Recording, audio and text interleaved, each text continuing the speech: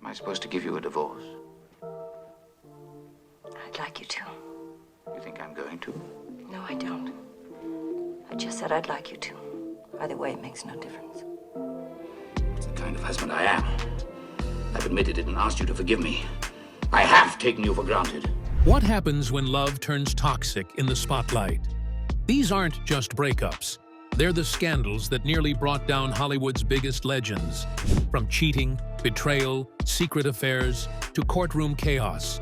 These 20 nasty divorces didn't just break hearts, they shook the entire industry. It wasn't just who left who, it was how. And the fallout changed careers, reputations, and even the future of the golden age. You think Hollywood is messy now? Wait till you see how ugly it got back then. Stay with us till the end. You won't believe how far some stars went. Elizabeth Taylor and Richard Burton. When Elizabeth Taylor met Richard Burton on the set of Cleopatra in 1963, Hollywood shook. Their chemistry wasn't just on screen, it ignited a scandal. The problem? They were both married. Taylor was with singer Eddie Fisher, and Burton with Welsh actress Sybil Williams. But their attraction was undeniable, reckless, and in full view of the world.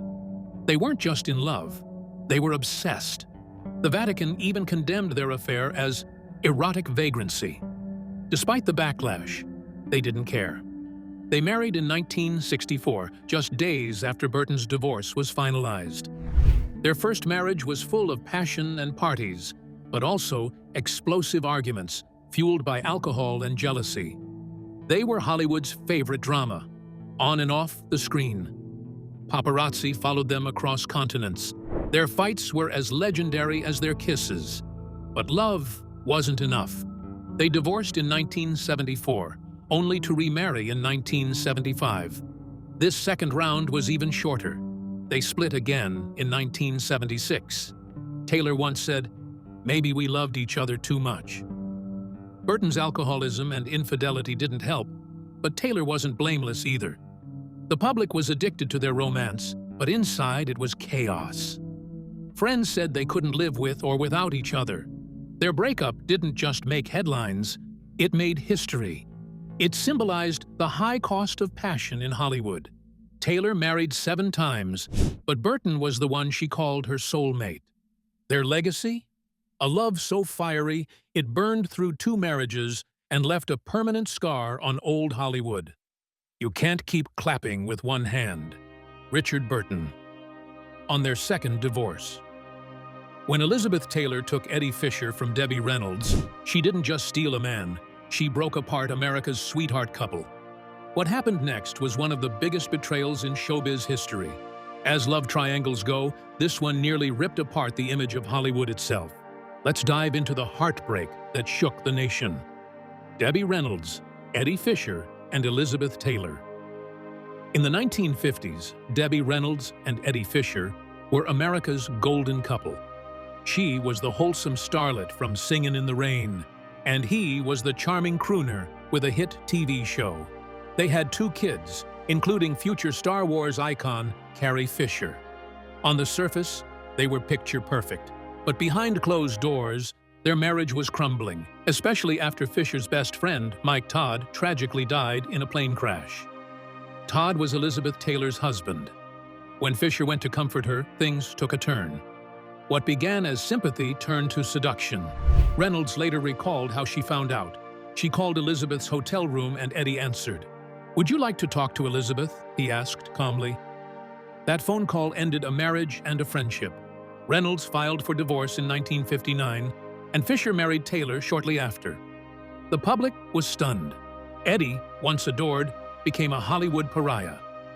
"They cheered me, and then they booed me," he said years later. Taylor and Fisher's marriage didn't last. She left him for Richard Burton, and Fisher's career never fully recovered. Reynolds, meanwhile, earned praise for her grace under fire and raised her kids as a single mother. Years later, she and Taylor reconciled, ironically, on a cruise ship, and even joked about their tangled past. "We were both foolish," Reynolds said, "but it makes a good story." This love triangle wasn't just juicy gossip. It was a seismic shift in Hollywood's moral compass. It showed that even the brightest stars had messy hearts and human flaws. And for Debbie Reynolds, it proved that sometimes dignity wins in the end. I lost my husband to Elizabeth Taylor, but I kept my children and my pride. Debbie Reynolds. From betrayal in Beverly Hills to a full-blown international scandal, the next story didn't just wreck reputations, it sparked political outrage. When Ingrid Bergman fell for Italian director Roberto Rossellini, it wasn't just a love story, it was an exile, a pregnancy out of wedlock, and a public shaming that nearly ended one of cinema's greatest careers. Ingrid Bergman and Roberto Rossellini. In the late 1940s, Ingrid Bergman was at the top of her game. She had dazzled audiences in Casablanca and Gaslight and was considered the model of elegance and moral purity. She was also married to Swedish doctor Petter Lindström, with whom she had a young daughter. But in 1949, while working on the film Stromboli with Italian director Roberto Rossellini, everything changed. Their connection was immediate and dangerous. Bergman became pregnant with Rossellini's child while still married, and the fallout was brutal. In an era when Hollywood actresses were expected to be paragons of virtue, the public backlash was swift. She was labeled immoral, banned from U.S. talk shows, and denounced on the Senate floor. Senator Edwin C. Johnson famously called her a powerful influence for evil. Bergman was forced into exile and didn't return to American films for 7 years. The scandal rocked the foundations of Hollywood's image-making machine. Rossellini and Bergman did marry and had 3 children, including Isabella Rossellini, who became an icon herself.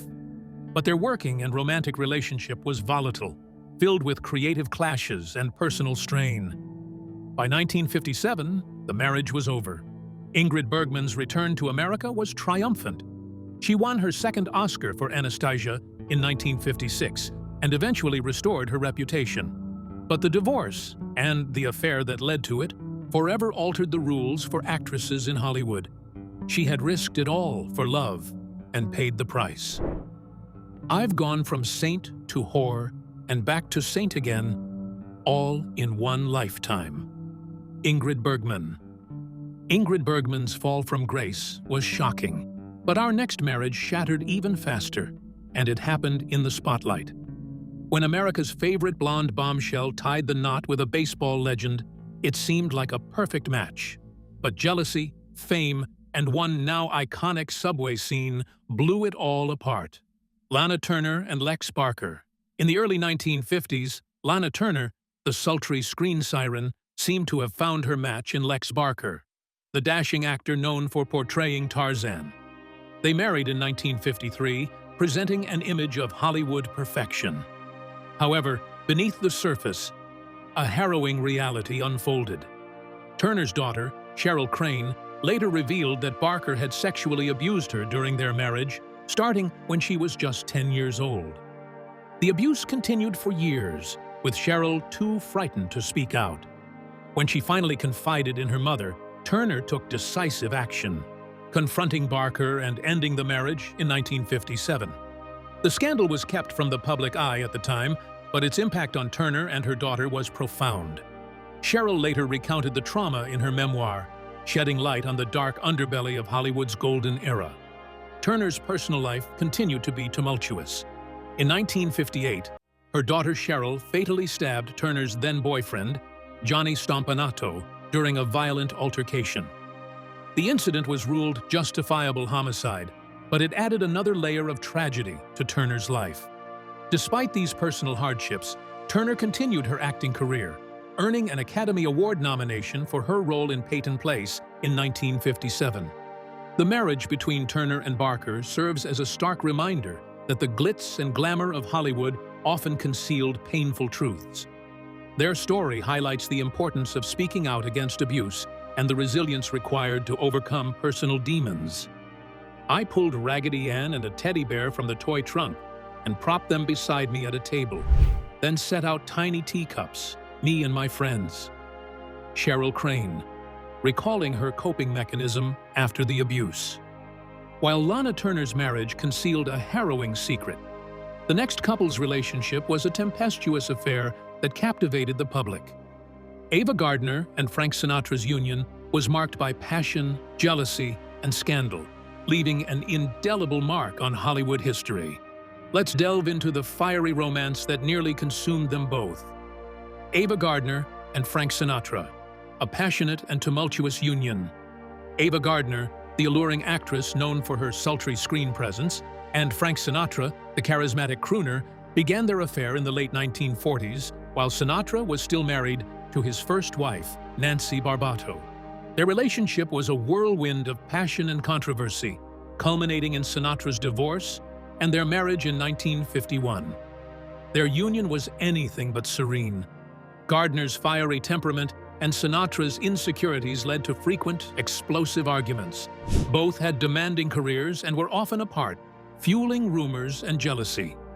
Gardner later revealed that she had 2 abortions during their marriage, adding to the emotional strain. Despite their deep affection, the couple separated in 1953 and finalized their divorce in 1957. Sinatra was reportedly devastated, with friends noting his emotional turmoil. However, their bond endured. They remained close friends, with Sinatra even assisting Gardner financially during her later years. The Gardner-Sinatra saga epitomizes the intense, often destructive nature of Hollywood romances. Their story is a testament to the complexities of love, fame, and the personal sacrifices made in the spotlight. I always suspected Frank would end up with a boy, Ava Gardner, on Sinatra's later marriage to Mia Farrow. From the fiery passion of Gardner and Sinatra, we move to a union that blended Hollywood glamour with intellectual brilliance. Rita Hayworth and Orson Welles' marriage promised a fusion of beauty and brains, but behind the scenes, it was fraught with challenges. Let's explore the complexities of their relationship. Rita Hayworth and Orson Welles. Rita Hayworth, the epitome of Hollywood allure, and Orson Welles, the visionary director of Citizen Kane, married in 1943, creating a union that fascinated the public. Their marriage was seen as a blend of beauty and intellect, captivating fans and the media alike. However, their relationship was strained by conflicting priorities. Welles was deeply engrossed in his work, often absent and emotionally distant. Hayworth, seeking stability and companionship, found herself increasingly isolated. The couple's differing needs and lifestyles led to growing tensions and misunderstandings. In 1947, Hayworth filed for divorce, citing Welles's lack of interest in establishing a home. She was granted custody of their daughter, Rebecca, and Welles was ordered to pay child support. Their divorce marked the end of a relationship that, while promising, was ultimately unsustainable due to their divergent paths. The dissolution of Hayworth and Welles's marriage underscores the challenges faced by couples balancing demanding careers and personal lives. Their story serves as a poignant reminder that even the most glamorous unions are not immune to the pressures of fame and ambition. Mr. Welles showed no interest in establishing a home. Rita Hayworth, during divorce proceedings. Having explored the intricate dynamics of Hayworth and Welles's marriage, our next story delves into a union marked by ambition and the struggle for personal identity. Joan Crawford and Franchot Tone's relationship highlights the challenges of balancing career aspirations with marital harmony. Let's examine the factors that led to their eventual separation. Ava Gardner and Frank Sinatra. When Ava Gardner met Frank Sinatra, it was electric. Both were at the height of their fame, but their lives couldn't have been more chaotic. Ava was Hollywood's sultry siren, and Frank, still married at the time, was reeling from a failing marriage and a faltering career. Their love affair began in secret, but soon exploded into headlines. Paparazzi followed their every move, and the public was divided. Was it true love, or just reckless lust? Frank left his wife, Nancy, to be with Ava, a scandalous move in 1950s America. Their marriage in 1951 was small, fast, and full of fire. Behind closed doors, though, the passion quickly turned to volatility. Jealousy, affairs, and constant fighting plagued their time together. Ava was fiercely independent, while Frank's insecurities made him possessive. They loved each other deeply, but their tempers matched their devotion. Ava had 2 abortions during the marriage, a decision she later admitted weighed heavily on her. Meanwhile, Frank's career stumbled before bouncing back, thanks to From Here to Eternity. The two separated in 1953 and finalized their divorce in 1957, but the emotional wounds lingered. Even after their breakup, they kept in contact, and she remained one of the few people Frank truly trusted. Their relationship was messy, wild, and at times toxic, but it was also real. It represented the raw, unfiltered truth behind the Hollywood fantasy. 2 people who burned too bright to last. We were great in bed. The trouble usually started after the second bottle of brandy. Ava Gardner. As Ava and Frank's passion flickered out, another Hollywood couple struggled to hold on to a different kind of connection. This next union promised brilliance and elegance, an intellectual genius paired with the most desired woman in the world. But behind the glamour, Rita Hayworth and Orson Welles were drifting further apart, lost in a world neither could fully share. Rita Hayworth and Orson Welles. When Rita Hayworth married Orson Welles in 1943, the world expected greatness. She was the ultimate pin-up girl, every soldier's dream. He was the boy wonder who shook Hollywood with Citizen Kane. Together, they were the couple people thought could do no wrong. But the truth was far from perfect. Their marriage was a collision of brilliance and insecurity. Welles was rarely home. Obsessed with his work, he traveled constantly, chasing films, theater, and ideas. Meanwhile, Rita longed for stability, someone who would be present in her life. She once said, "Orson never understood why I wanted to be just a wife." That emotional distance hurt her more than any scandal.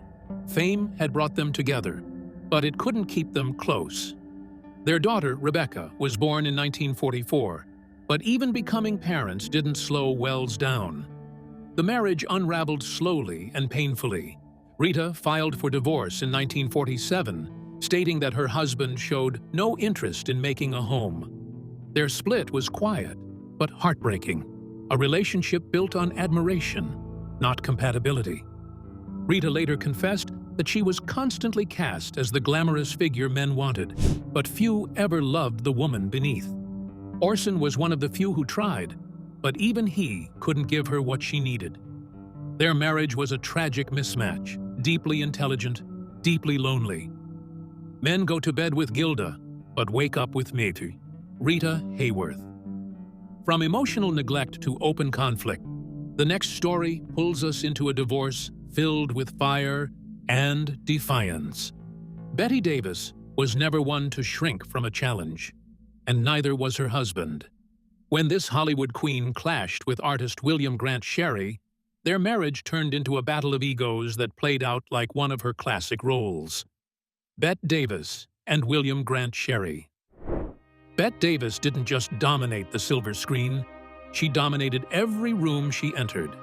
So when she married William Grant Sherry, a rugged independent artist and former boxer, many wondered how long the fire would last. They married in 1945, but the power struggle began almost immediately. He resented her fame. She resented his brooding silence. Bette was at the peak of her career, commanding audiences and studios with the same force she brought to her roles. Sherry, meanwhile, struggled to find his footing in her world. He felt overshadowed. She felt unsupported. Their home life became a battlefield of resentment, fueled by Bette's fierce independence and Sherry's fragile pride. They had one daughter together, Barbara, but the family unit offered no stability. Bette once said, "I don't let anyone push me around, least of all my husband." The marriage devolved into daily fights, slammed doors, and cold silences. Friends described the atmosphere in their home as tense, always walking on glass. They divorced in 1950, with Davis gaining custody of their daughter. She went on to raise Barbara as a single mother, continuing to make films and break barriers for women in Hollywood. But the scars of that marriage lingered in her relationships with men, and with her daughter, who would later write a tell-all book about their troubled bond. Strong women only scare weak men. Bette Davis. From a home ruled by power plays to a love story that struggled to take root. The next couple chose different paths early on. Katharine Hepburn didn't want a husband. She wanted a life. And Ludlow Ogden Smith? He simply wanted her. What followed was a quiet, almost forgotten divorce that said more about independence than infidelity. Charlie Chaplin and Lita Grey. Charlie Chaplin, the beloved silent film icon, found himself entangled in a scandalous affair with Lita Grey, a teenage actress. Their relationship began when Lita was just 15, and Chaplin, 35, cast her in his film The Gold Rush. When Lita became pregnant, Chaplin hastily married her in secret to avoid statutory rape charges, a move that shocked the public when revealed. Their marriage was fraught with tension. Chaplin's controlling nature and infidelities strained the relationship, leading Lita to file for divorce in 1927. The proceedings were explosive, with Lita accusing Chaplin of numerous affairs and emotional abuse. The divorce settlement was one of the largest at the time, costing Chaplin over $600,000 and tarnishing his pristine public image. The scandal was a media frenzy, with tabloids eagerly covering every sordid detail. Chaplin's reputation suffered, and he faced backlash from fans and the industry alike. Lita, though criticized by some, stood her ground, later penning memoirs detailing her tumultuous marriage. Their story serves as a cautionary tale of power dynamics and the perils of hidden relationships in Hollywood's golden era. He was a genius, but he was also a man with flaws. Lita Grey. From the silent film era's biggest scandal, we move to a tale of ambition and betrayal. Our next story involves a Hollywood power couple whose marriage crumbled under the weight of fame and conflicting desires. Let's delve into the tumultuous union of Joan Crawford and Franchot Tone. Joan Crawford and Franchot Tone. Joan Crawford, a rising star with an unyielding drive, married actor Franchot Tone in 1935. Their union was seen as a Hollywood match made in heaven, blending glamour and talent. However, beneath the surface, tensions brewed. Crawford's relentless ambition often overshadowed Tone's career, leading to feelings of inadequacy and resentment. She was known for her meticulous nature, often prioritizing her image and roles over their relationship.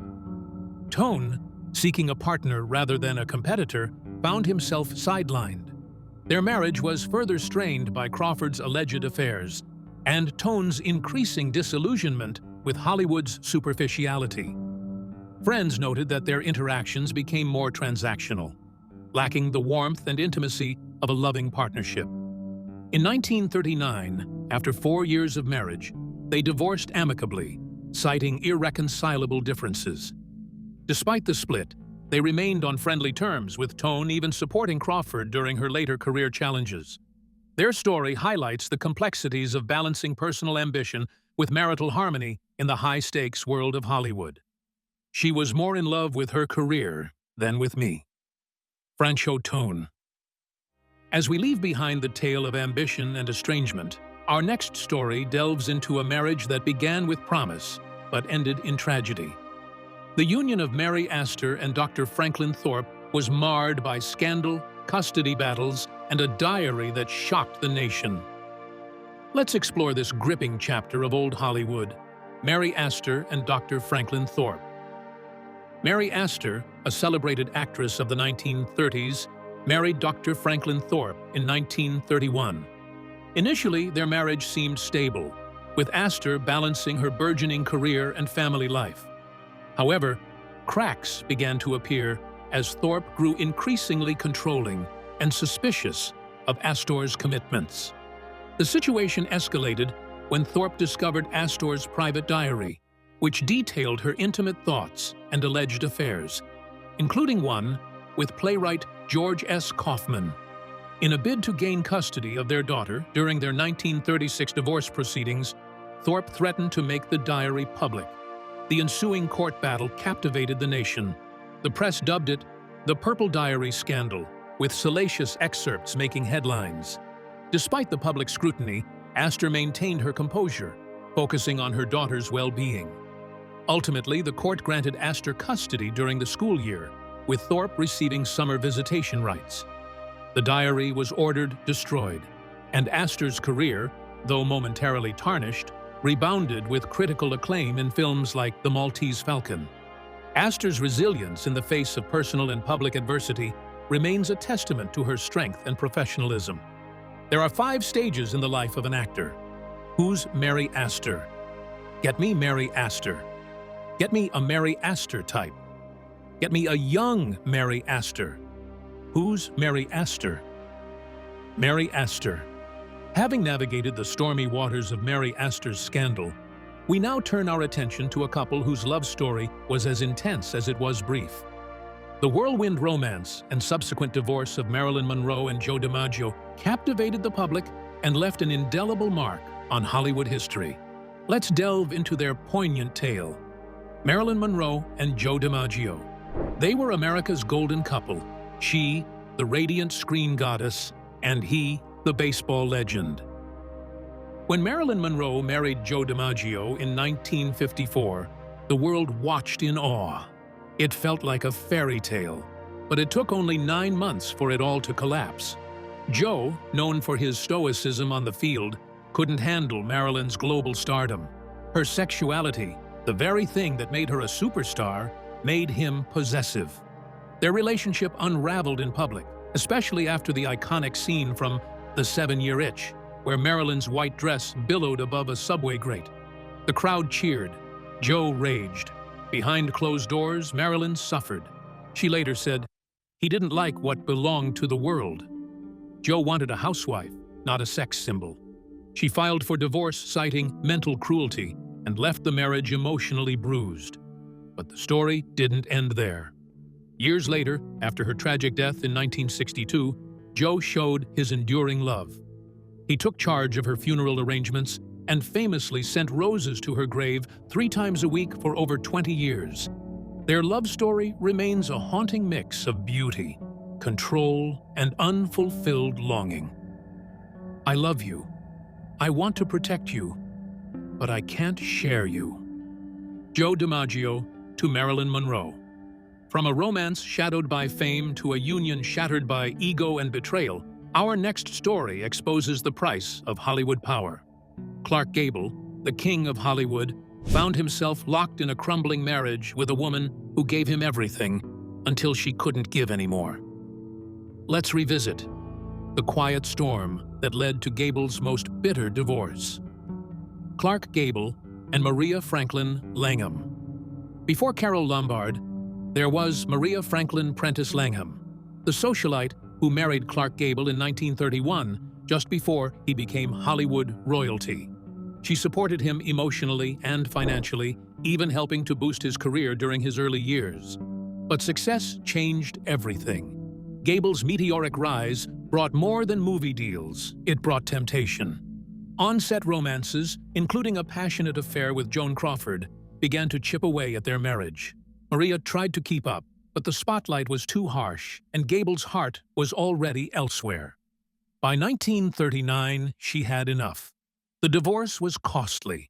Gable paid a then staggering $300,000 settlement, which in today's money would be several million. But it cleared the way for what many saw as his one true love, Carole Lombard. They married shortly after the divorce and became one of Hollywood's most iconic couples, until tragedy struck when Lombard died in a plane crash in 1942. Maria faded from the headlines, but her role in Gable's life remained undeniable. She helped shape the man who would become Rhett Butler, and her exit marked the end of Gable's pre-fame life. Their divorce may not have made as many headlines as others, but it was the quiet heartbreak that built a legend. He was mine when he was nobody, but I knew he wouldn't stay. Maria Langham. As Clark Gable's career soared, another heartthrob of the era was falling hard, both in love and reputation. Errol Flynn's swashbuckling charm and reckless appetite led him into a marriage with French actress Lily Damita. But what began with glamour quickly turned into scandal. Our final chapter ends with a divorce that set the tone for the chaos to follow. Errol Flynn and Lily Damita. Errol Flynn had it all: The looks, the fame, and a devil-may-care attitude that made him a box office darling. When he married Lily Damita in 1935, fans thought the playboy had finally been tamed. Lily, a successful French actress and 8 years his senior, was no pushover. But Flynn wasn't wired for domesticity. Their relationship was rocky from the start. Flynn's constant womanizing, wild parties, and drinking sprees made headlines. He was rarely faithful, and Damita knew it. The arguments became legendary, loud, and public. By the time they separated in 1942, Lily had endured years of humiliation and betrayal. The divorce dragged on for years, with Damita demanding a substantial settlement. She eventually walked away with a reported $500,000, one of the largest at the time. Their son, Sean Flynn, would grow up to be an actor-turned-war photographer who later disappeared in Cambodia during the Vietnam War. Flynn never fully recovered from the divorce. His career declined, his behavior worsened, and he died young, at just 50. The marriage may have ended, but its ripple effects continued long after the final court papers were signed. Damita never remarried. She'd had enough of Hollywood's golden lies. "I loved him madly, but I couldn't keep up with his madness." Lily Damita. Old Hollywood looked glamorous on the outside, but behind the scenes, it was heartbreak, drama, and some of the nastiest divorces you'll ever hear. These weren't just love stories gone wrong. They were battles that rewrote careers and exposed the truth behind the fame. From public scandals to private heartbreak, these legends paid the price for passion. If you made it this far, thank you. We hope you enjoyed the stories. Don't forget to hit that like button. Drop a comment on your favorite scandal and subscribe for more real Hollywood history, just like this. See you next time.